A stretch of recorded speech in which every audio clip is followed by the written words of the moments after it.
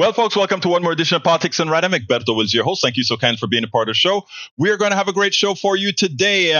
It seems like I'm going to have to touch on the subject that I really didn't want to spend a whole lot of time on, which is the Israeli Hamas conflict. And I shouldn't call it a conflict. Yes, in fact, it was a massacre on behalf of what Hamas did to innocent Israeli citizens. Completely wrong. Absolutely and completely wrong. And it seems like I forgot to turn on my studio lights, so I better go ahead and make sure and get my studio lights connected or working. I guess I can do it automatically from my phone. Let's go ahead and get those lights on. And I think, there we go. Better lighting.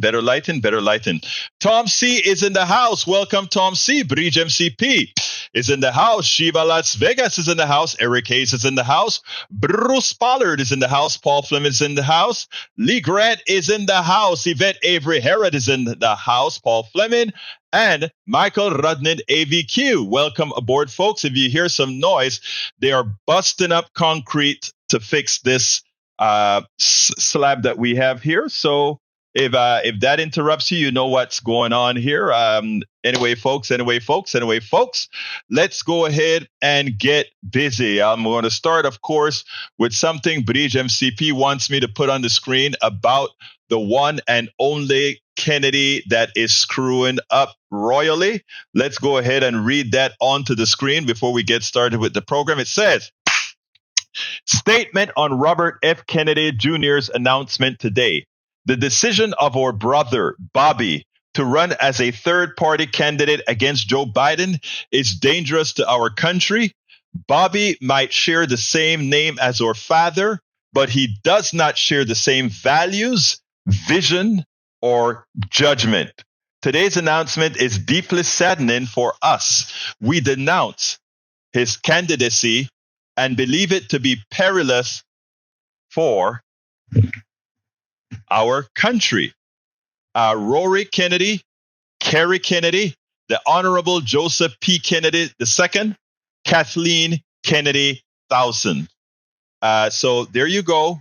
Again, maybe Republicans thought it was going to do them good to get him going. But guess what? It turns out that there are polls, in fact, now that show that Kennedy will be taking the right-wing fringe votes, folks that believe in some of the right-wing craziest things that he believes in, and run with it. So it may actually hurt Trump more so than Kennedy, though I think it's a lousy thing for them to do. Anyway, moving on. Let's see what else we have here.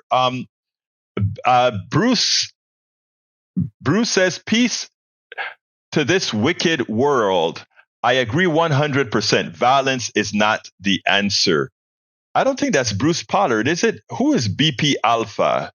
Is that okay? Maybe it is. Yeah, on YouTube. Okay, got you.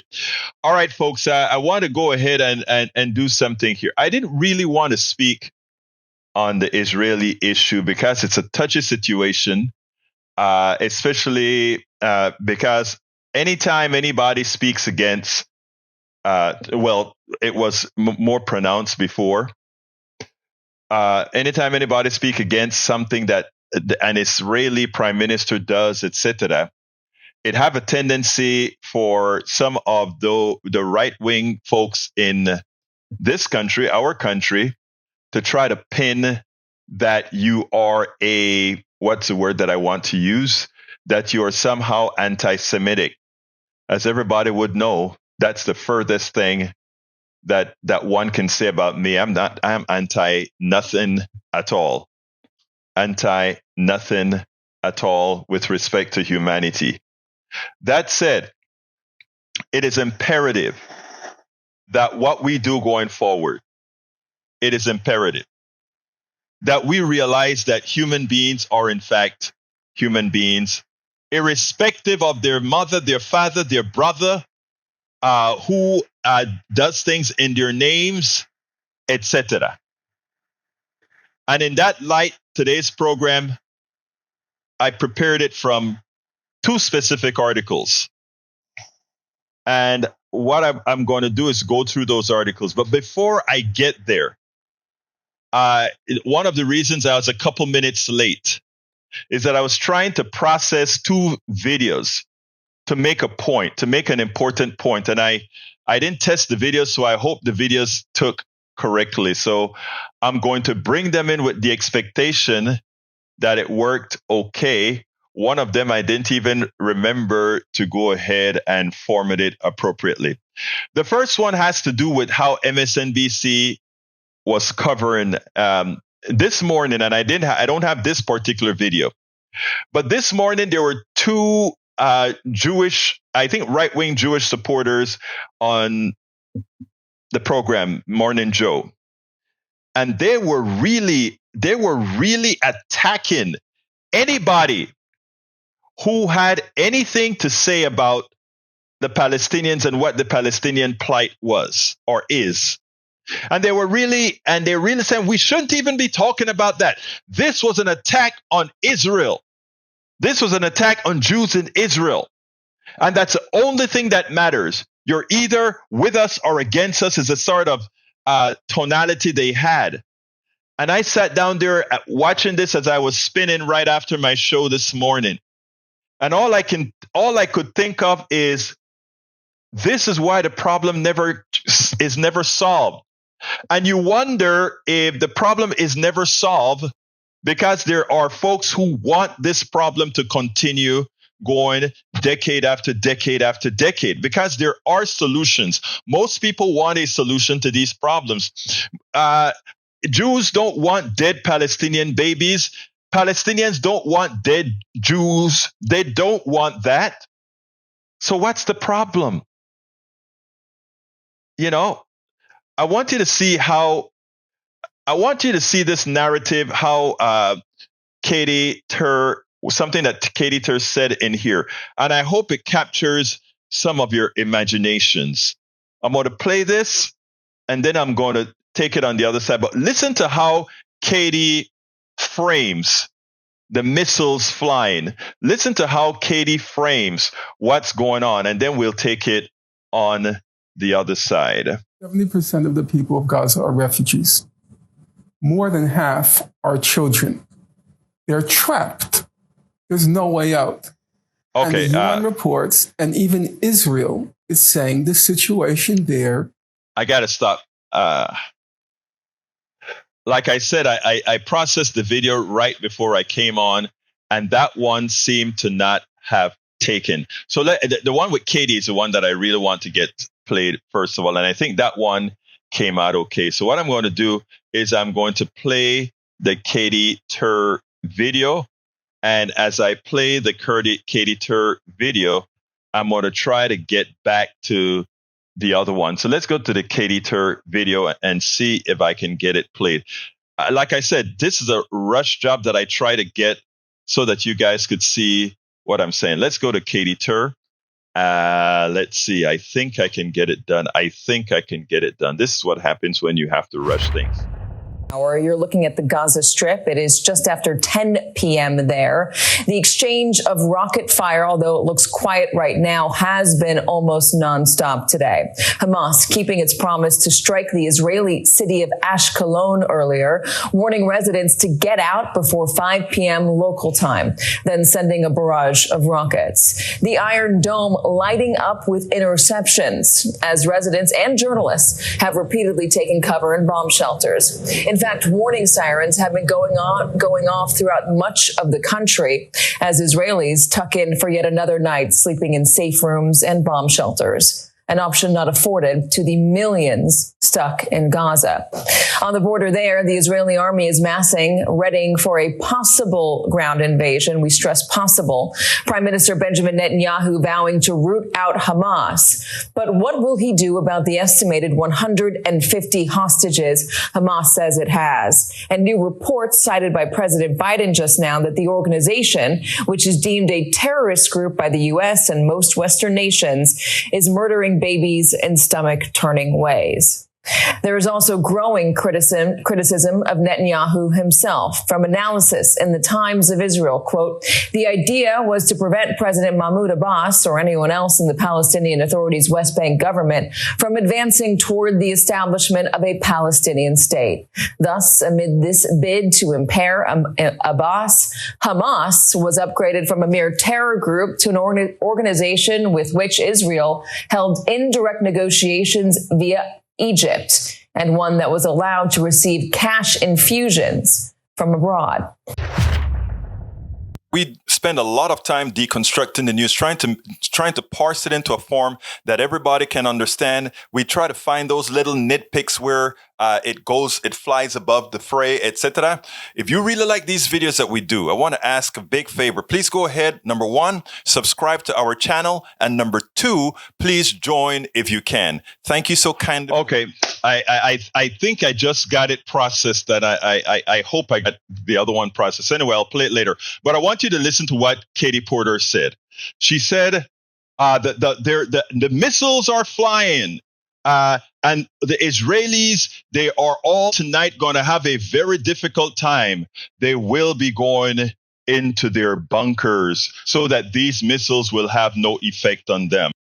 What I was very happy to hear Katie Tur say, and that's the difference when you have a humane person, a person that even though there are pressures on her to be careful on what she says with respect to the Israeli-Palestinian issue, was able to say it. Here's what she said, that the people in Gaza will not be afforded the ability to hide from the missiles coming from the other side.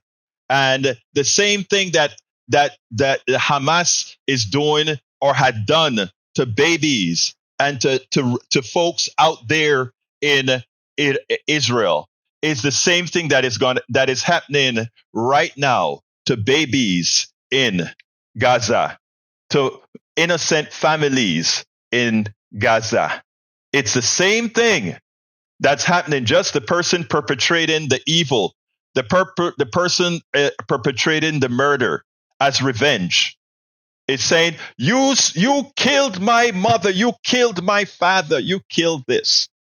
And now we are indiscriminately going to kill people of your kind. Let me tell you why this has a touching feeling on me.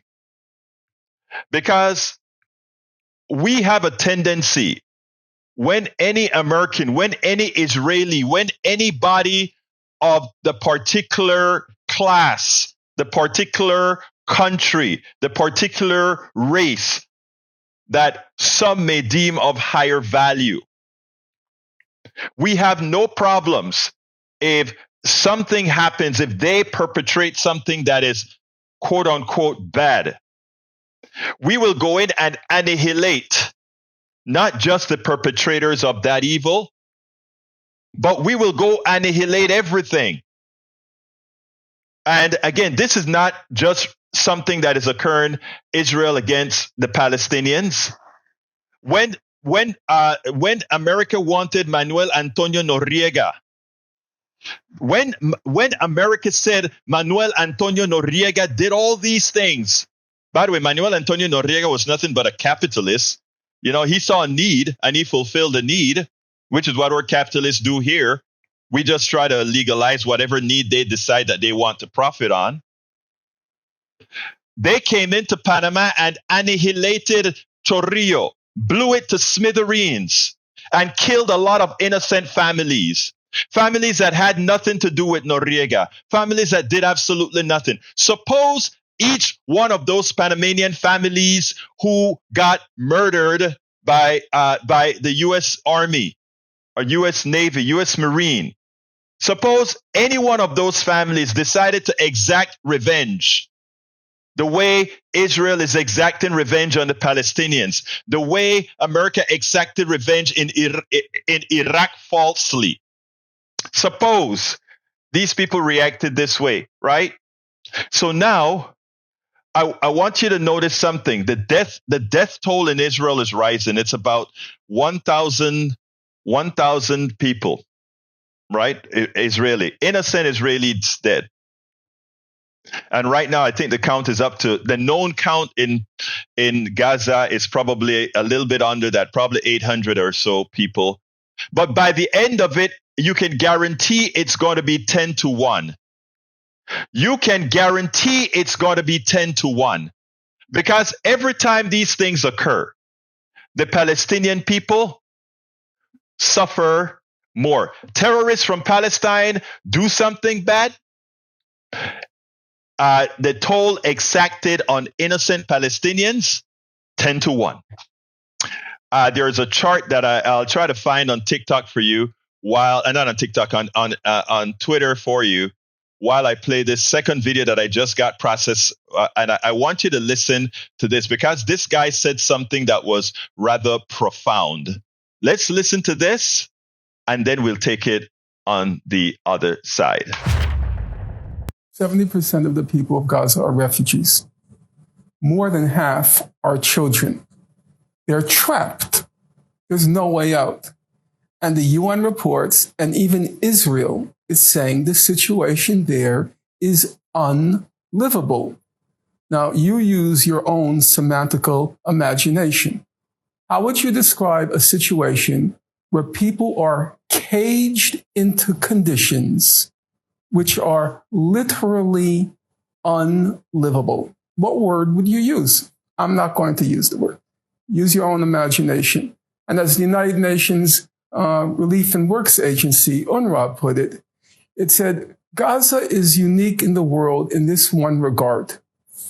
Wherever there's a natural catastrophe, say there's drought, or a human-made catastrophe, say war in Syria, the people always have the option to flee. There's always the option to flee. Gaza is the one case, the one instance in the world today where they're verging on an unlivable situation. That's not poetry. That's a physical, biological fact. Unlivable. 95% of the water in Gaza is unfit for human consumption. Each day when a child drinks water, the child is poisoning him or herself, but they can't leave. They're caged in. As your former prime minister put it, Gaza is an open-air prison. Gaza is an open-air prison. Gazans could only leave Gaza through checkpoints controlled by Israel into Israel, or a checkpoint controlled by Egypt into Egypt. And nobody allows them to leave. They can't leave. They are on the shoreline. They can't leave by the shorelines. They have no airports they can leave from. They don't have anything. They are in prison, period. How many people in America understand that there are 2 million people living in these conditions? Their electricity is controlled by Israel. Their food is controlled by Israel. Everything else is controlled. And yes, Hamas did a horrendous thing, and there's no support here for Hamas. None. But blowback is an interesting thing. Blowback gives people the ability, even the UN says, if you are an occupied if you are occupied, you have the right to fight out of there. I am not justifying what has occurred. I have to repeat that over for people who may just be joining the podcast, etc. That is not what this is about. This is about humanity. This is completely about humanity. And let's understand this. I said something on the Steve Hunter show 2 days ago, and a few people attempted to give me hell because they chose not to understand what I was saying. Every day in Gaza, every single day in Gaza, the people in Gaza are under duress from the possibility of bombings from Israel. They're constant, you know. You take a look at the landscape. Do a Google search. Do a Google map of what Gaza looks like, of all the buildings that have been blown up. And then go ahead and go to Tel Aviv, go to Jerusalem, go to Kaffa, go to all these different beautiful cities in Israel. And ask me who is doing damage, right? Who is under duress? Who is feeling the pain of this fight that needs to be resolved? On this fight that needs to be resolved, not militarily, but honestly through negotiations, understanding that the right to land belongs to all those folks there. I mean, what we never ask ourselves is, suppose the indigenous people, yesterday was Indigenous Day, or a few days ago was Indigenous Day celebrated here. Suppose some of those folks went to West Texas and said, this is my land, I'm taking it, I'm kicking you out. America would have a completely different stance. I mean, listen, we would have a completely different stance, but we don't right now. Biden just gave an interview, a just press conference. We are 100% backing Israel. I don't think, I could be wrong, but I don't think I heard Biden speak about the plight of the Palestinians not once. I don't think I heard him. I mean, our reporters are. Ali Velshi has. Ayman Mohadin has. Mehdi Hassan has.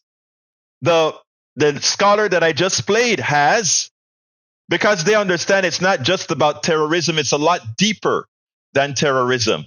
It's about humanity. It's about humanity. And what Israel is amassing to do in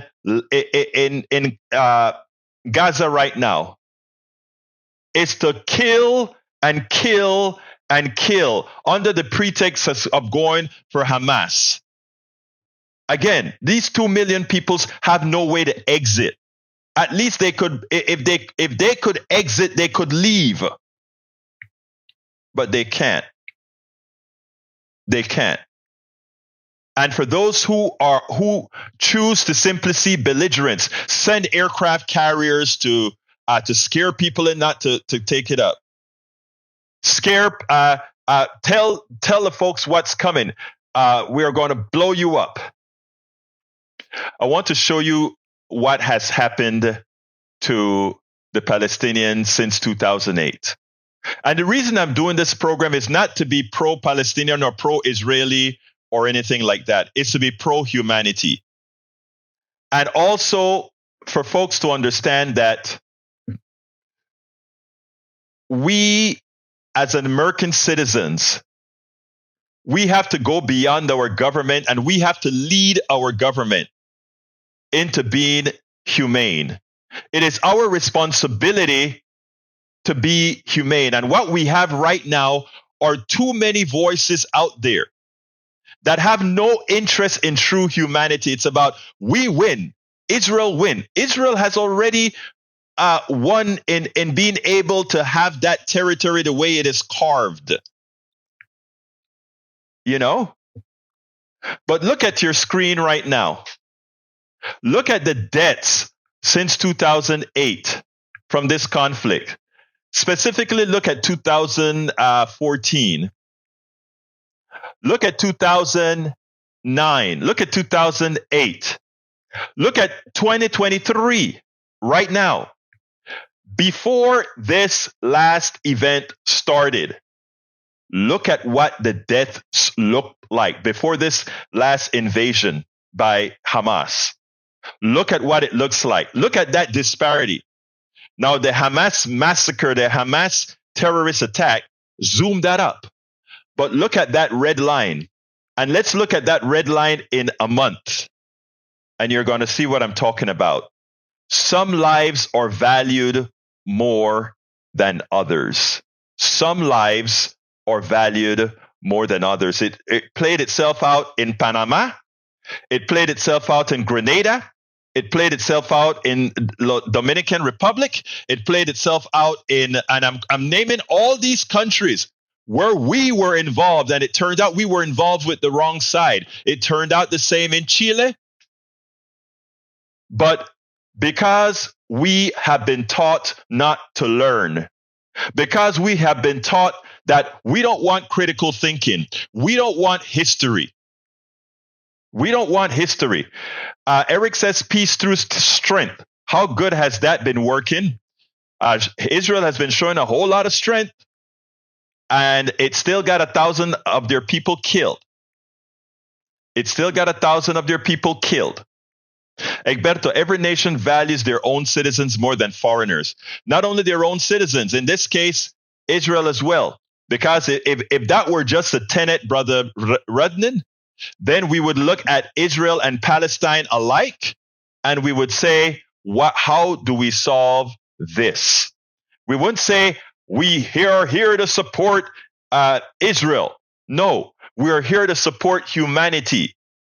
And we are going to go in there. Israel is getting supplied all the bombs and missiles that are now going into Palestine, into Gaza, provided by us. So now we are complicit in the murder of Palestinians. Now we are complicit. And as such, there will be blowback. There will be blowback. And when we start understanding it, then we'll get it. Lee Grant says, how do we reconcile the need for humanity with Hamas resolution of destruction of the Jewish people? Again, Hamas is one entity. Hamas is not the 2 million Palestinians in Gaza. That's not Hamas. But the 2 million Palestinians in Gaza are suffering what Hamas has done in the name of in the name of how badly, how poorly, how inhumanely the Palestinians are treated in Gaza. Again, I am doing this program because all we are hearing about on all these networks are the suffering of the Israeli people, and justifiably so. They're suffering. They murdered 900 people. But now Israel is about to inflict a suffering on innocent Palestinians because of Hamas. And nobody's there. Their lives have no value to America. Their life has no value to the Israelis government, that is. But I tell you what, I've been talking to a lot of my Jewish brothers and sisters, and you know what? You know why I'm able to do this program feeling confident that there's no risk for somebody saying, you are anti-Semitic? Because they felt the same way too. They felt the same way too. And in fact, we will start the program with one specifically. Let me get to that article written by let's see. I want to make sure that I get the right article out here. I want to get the right article by Gideon Levy. Let's talk to Gideon Levy, and he's with Haaretz. Okay, that's the preeminent newspaper in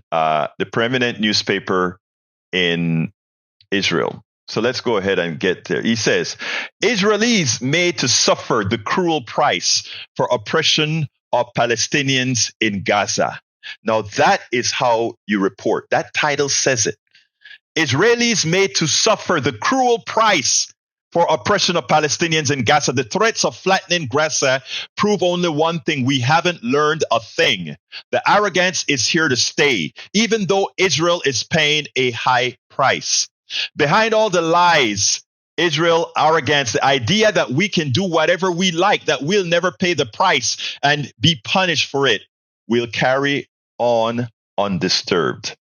We'll arrest, kill, harass, dispossess, and protect settlers busy with their pogroms. Note, illegally, Israel just decides to go take away Palestinian land and put a settlement there, protect the settlement. When the Palestinians try to reclaim their land, they kill them. Do we report it here in the United States as Israel going against a treaty and building settlements and killing those who decide to try to keep their property? Do we report that as that? No, we don't.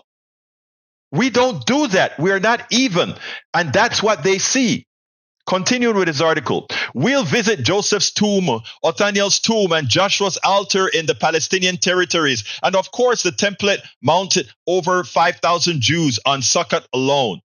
We'll fire at innocent people, take out people's eyes and smash their faces, expel, confiscate, rob, grab people from their beds, carry out ethnic cleansing, and of course, continue with the unbelievable siege of the Gaza Strip.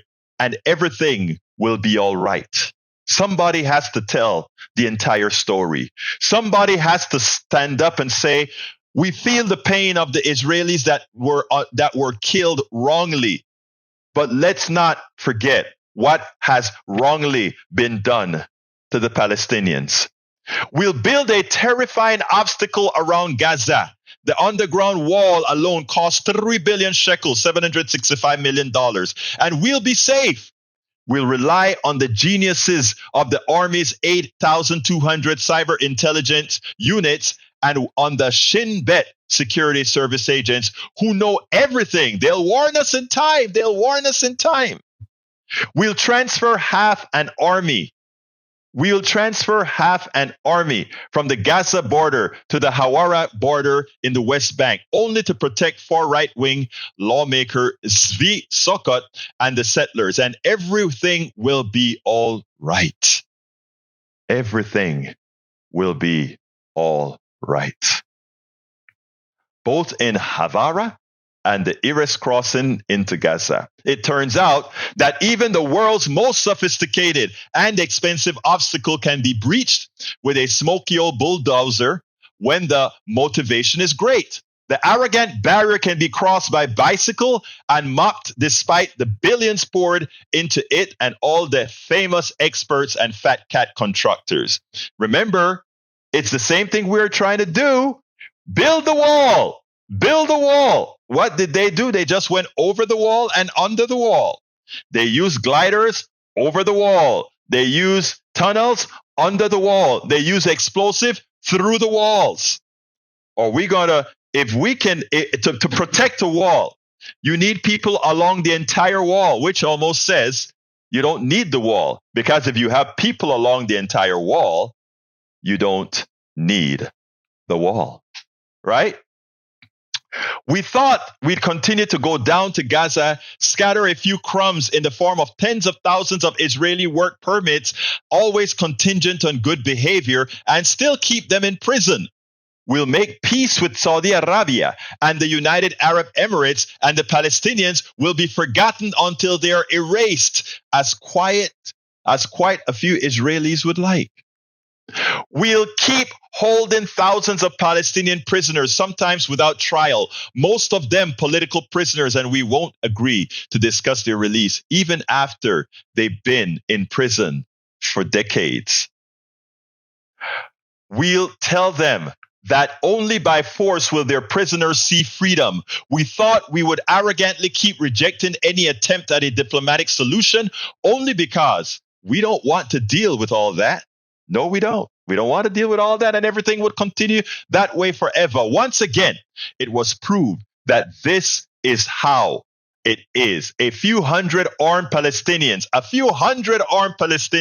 breached the barrier and invaded Israel in a way no Israeli imagined was possible. A few hundred people proved that it is impossible to imprison 2 million people forever without paying a cruel price. Just as the smoky old Palestinian bulldozer tore through the world's smartest barrier, Saturday it tore away at Israel's arrogance and complacency. And that's also how it tore away at the idea that it's enough to occasionally attack Gaza with suicide drones and sell them to half the world to maintain security. On Saturday, Israel saw pictures it has never seen before. Palestinian vehicles patrolling its cities, bike riders entering through the Gaza gates. These pictures tear away at that arrogance. The Gaza Palestinians have decided they're willing to pay any price for a moment of freedom. Is there any hope in that? No. Will Israel learn its lesson? No. On Saturday, they were already talking about wiping out entire neighborhoods in Gaza, about occupying the strip and punishing Gaza as it has never been punished before. But Israel hasn't stopped punishing Gaza since 1948, not for a moment. After 75 years of abuse, the worst possible scenario awaits it once again. The threats of flattening Gaza prove only one thing. We haven't learned a thing. The arrogance is here to stay, even though Israel is paying a high price once again. Prime Minister Benjamin Netanyahu bears every great responsibility for what happened, and he must pay the price. But it did start with him, and it won't end after he goes. We now have to cry bitterly for the Israeli victims, but we should also cry for Gaza. Gaza, most of those whose residents are refugees created by Israel. Gaza, which has never known a single day of freedom. This is by a Jewish reporter at Haaretz. And if you don't feel that essay was written from the heart, you could feel it as he's writing it. I could feel it as I'm reading it. I could feel it as I'm reading it. From Bridge MCP, the roots of the conflict and mistrust are deep and complex, predating the establishment of the State of Israel in 1948. Both Palestinians and Israelis see the territory between Jordan River and Mediterranean Sea as their own, and Christians, Jews, Muslims are all hold parts of the land as sacred. The past 7 decades have brought war, uprising, and times glimmers of hope for compromise. Here is a timeline beginning around 1948, including the latest violence in Gaza, World War I, the question of Palestine. The Ottoman Empire had controlled a part of the Middle East from the early 16th century until control of most of the region was granted to the British after World War I. You know, I like how the British and the Western countries just come and partition this stuff up, right? Both Israelis and the Middle East from the early 16th century until control of the region was given to the British after World War I. Both Israelis and Palestinians were struggling for self-determination and sovereignty over the territory, developing respective moves for the cause. In 1916, the Sykes-Picot Agreement, secretly negotiated between Britain and France, planned to carve up the Middle East into spheres of influence and determined that the land in question was to be internationalized. In 1917, Britain's Foreign Secretary, Lord Arthur Balfour, expressed his government support for the establishment in Palestine of a national home for Jewish people. In a letter to Baron Walter Rothschild, the head of the British wing of the influential European Jewish banking family, skip to World War II, 1948. Israel declares independence after World War II. Nearing the end of the British mandate for Palestine, the United Nations General Assembly in 1947 passes Resolution 181, urging the partition of the land in 2 independent states, 1 Arab, 1 Jewish. Religious significance: Jerusalem is to be under special international administration. The plan is not implemented after the Arab side rejects it. It's arguing that it is unfavorable to their majority population. Violence in the region, conflict grows. Israel declares independence in 48. The next day, a coalition of Arab states allied with Palestinian factions attacked Israel forces in what becomes the first several Arab-Israel wars. In the end, Israel gains control of even larger portions of territory, not including the areas of the West Bank and the Gaza Strip. An estimated 700,000 Palestinians flee are driven out of their own land, what Palestinians refer to as Nakba, or catastrophe in the Arab world. So yeah, this is not new. LOL, I never want to hear Egberto complain that Republicans resort to whataboutism. He's doing it right now. Move on. No, I'm not doing whataboutism. I'm doing fact-based talking. All right, I saw Bruce Pollard. I want to say, Bruce says, let's see. Bruce says, there is no simple solution to this. It predates our country. I think the role of the U.S. play now is driven by people who use money to control. I agree wholeheartedly. Bruce also says, could be how do they look compared to those? I don't know what you're talking about there, Bruce. Let's see. Bruce Potter said, Washington only. That is what I think I need to. I missed something that you said earlier. Do you know the fear that drives Israel to violate humanity? I want to hear you say it. Yeah, I know the fear. I know the fear. Do you know the fear as well of the Palestinians also? And that's what I'm trying to say. I mean, the Israel is going through the fear that Palestinians go through every day. And that is not a justification. That's just a statement of fact. To live in Palestine is to live in prison. It is amazing. And I think if people had more empathy, they could see that. They could really, really see that.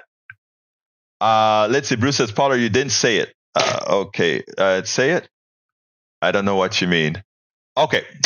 All right. Daniel says, Egberto, yes, what Hamas did was bad, but what about the decades of imprisonment? No. I mean, what Israel did to the Palestinian is bad too. Is that about if I say that as well? Come on now. Get real. Let's look at this from Bruce Pollard says the Holocaust. Oh, the Holocaust. I see what you're saying. I see what you're trying to come to. You know what is so sad, Bruce? That one would think that empathy would dictate that you see what the Holocaust has done. And that's what other Jewish people have told me. The Holocaust should create a certain level of empathy. But, for people like criminals like Netanyahu, I guess it does not. I guess it does not for criminals like Netanyahu. Okay. All right. That is it. I'm spent right now. I mean, I am actually hurting really for what's going on in Israel, for what's going on in the West Bank. It's really doing a number on me because I kind of feel like, when somebody pulled the rug from under you. And the thing about it is I'm not even over there. But I'm feeling that dread coming from things being on autopilot. And as journalist Gideon Levy says, they won't learn their lessons. And just watch all of this being repeated again.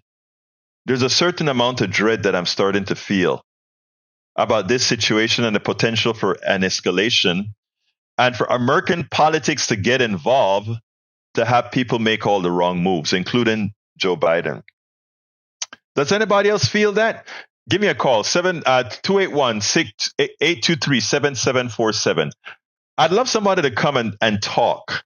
I would love somebody to come and talk with their voice and tell me something. I have this feeling of dread. 281-823-7747. Why don't somebody call in? 281-823-7747. I'd love to hear your thoughts. I really would. Because there's a certain sentiment here that worries me. I think maybe we make too much of our homeland. I think so too, Bruce. I think so too. I think so too. Egberto, it gets me all the time. I am upset about it all. Repeat, reset, repeat. What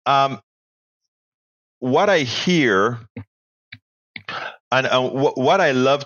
Okay, let's see. I got a caller. Come on in. Thank you, because I needed to hear from somebody.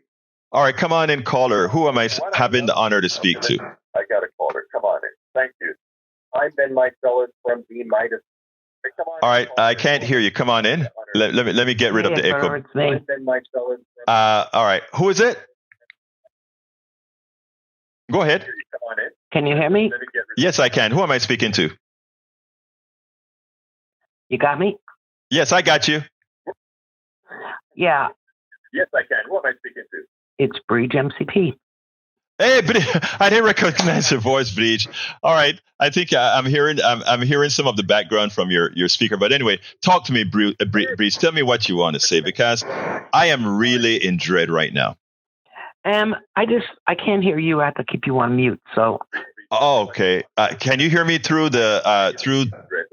You can't hear me through the phone? Well, Can you hear me through the? You can hear me through the phone? no. Okay, let me. That's probably a problem of mine that I need to fix.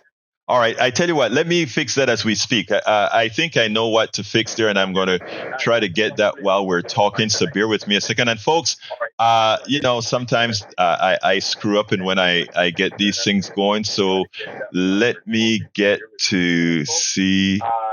Can you hear me now, Bridge? Through the phone?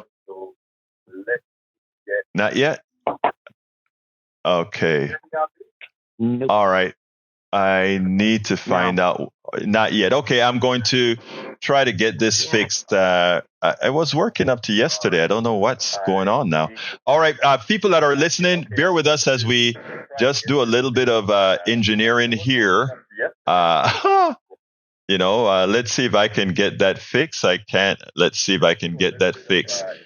Oh, wow. Why can't I? Why did this have to happen on a day that I really want to hear from somebody? I really want to hear from you. Let's see. Let's see if I can fix it. I tell you what, Bridge, I'm going to hang up, try to fix it, and then I'll ask you to call back. Let's see if I can get that fixed real quick. But anyway, folks, yeah, it turns out that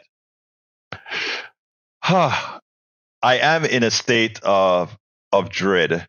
Call died. Yeah, I hung it up. I'm going to try to get that voice fixed. I think I can. I think I can get the sound fixed, and that's what I'm going to try to do as I'm on here right now. I really wanted to hear you folks speaking, but what can I say? Sometimes things don't work out the way you plan. But I'm going to see if I can get the audio fixed and see what was the problem with the audio. The microphone comes into virtual line 1 and virtual line 2 goes out to the speaker. That should have worked. Line 1, line 1, line 1. Okay, folks, it looks like I'm not going to get that up and working right now. I'm going to have to get back to it. Sorry about that, Bridge. I really, really wanted to hear what you had to say. I really wanted to hear what you had to say, but I'm still not completely given up quite yet. Well, I guess I'm going to have to give up for now. All right, I'll get that fixed for tomorrow. I'll definitely get that fixed for tomorrow. But anyhow, folks, so all right, let's see. Okay, can you hear me now? Okay. I am going to get it fixed. I think I can see. People can hear. Please speak. Let me say something. Can you hear? Stay on the phone. All right, folks, bear with us a second. We're fixing phone systems right now as we speak to connect. All of this is done electronically right now. Yes, great. Bear with me a while longer. I am going to go ahead and get this fixed. I think I can if I got to get the right screen up and running. I want to get it done. So please stay with me. And folks, you're watching real time. So that's what happens here. You're watching real time. Line 1 should go over to you. I need to get line 1 over to you. Well, how do I get line 1 over there? Okay. All right. I'm trying. Okay. Bear with us, folks. I am trying to get a line to Bridge MCP right now. I'm trying to get it. Well, that doesn't help me. I need to. Okay. I tell you what, we'll get it fixed later on. I'll fix it and then get back with you. I'm sorry about that, guys. I hate that. Anyway, we'll fix that another time. Anyway, folks, sorry for the mishap. I hate that. But let's get back to the program. We only have another 3 minutes. So let me go to whatever it is that you're saying. All right. Lee Grant says, how can people harmonize with those who destroy them? Okay. And I want you to answer that. I really want you to answer that. I want you to answer what you just stated there, Lee Grant. How can people harmonize with people who this would destroy them? Isn't that how the Palestinians in Gaza feel as well? Please answer me. Is that how the Palestinians in Gaza feel as well? Think about it. Isn't that how they feel as well? I think it is. So those are the things that we have to look at. Those are the things that we have to look at. So anyhow, there are a lot of subjects that I need to cover, but right now I am spent, and I'm going to close this down about 3 minutes early. I'm really spent, and my mind is not. This has me spent. Anyhow, folks, my name is Egberto Willies. Please support the program. You can support the program by going to politicsdoneright.com/support.